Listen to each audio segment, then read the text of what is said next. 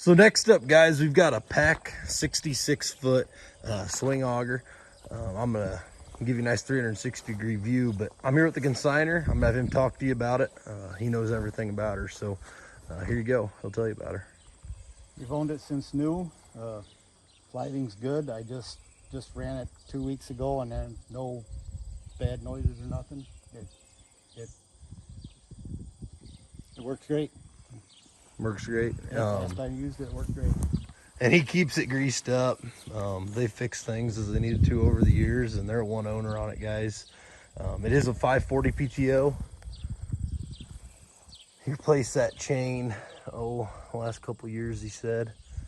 It's not our main auger. It hasn't been our main auger for the last 3-4 years, so it didn't get a lot of use last few years. Yeah, like he said, it hasn't been their main auger for the last few years, but they've still kept it up.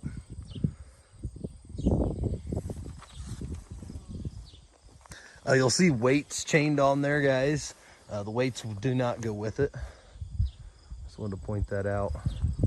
He said the winch does work good on it. This is a nice Peck 66-foot auger.